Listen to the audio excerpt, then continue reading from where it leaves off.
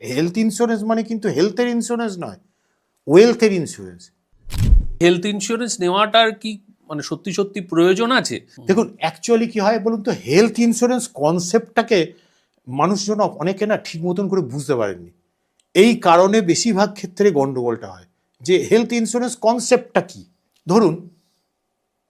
আপনি ধরুন একটা 5 লাখ টাকার পলিসি করেছেন, ধরুন আপনার প্রিমিয়াম হচ্ছে 20,000 টাকা করে, ঠিক?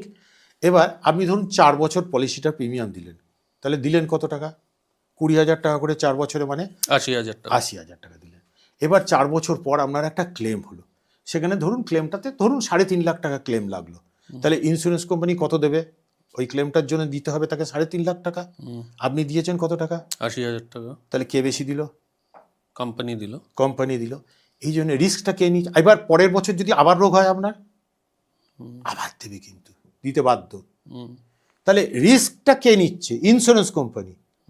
আমার রিস্ক নিচ্ছে। এবার কিসের রিস্ক নিচ্ছে? তাহলে যে রিস্ক নিচ্ছে সে দেখে নেবে সমস্তটা, না দেখে সে দেবে না। বুঝতে পেরেছেন কথাটা কি? এবার সে কিসের রিস্ক নিচ্ছে? হেলথের রিস্ক নিচ্ছে না, কিন্তু হেলথ ইন্স্যুরেন্স মানে কিন্তু হেলথের ইন্স্যুরেন্স নয়, ওয়েলথের ইন্স্যুরেন্স। আজকে যখন যদি ওই 3.5 লাখ টাকার ক্লেমটা আপনাকে দিতে হতো, নিজে কোথা থেকে দিতেন? আপনি যে টাকাটা জমিয়েছেন সেখান থেকে দিতেন। তাহলে যে টাকাটা জমিয়ে গ্রো করছিল, তাকে যে গাছটা বাড়ছিল, বড় নারকেল গাছ হতে পারতো, তাকে কেটে দিয়ে আসতে হলো তাকে। তো ওয়েলথটাকে প্রোটেক্ট করতে হয়। হেলথ ইন্স্যুরেন্স প্রোটেক্ট করে না হেলথকে, করে ওয়েলথকে প্রোটেক্ট করে। তো এটা এটা এটা সব থেকে আগে বোঝা দরকার মানুষের।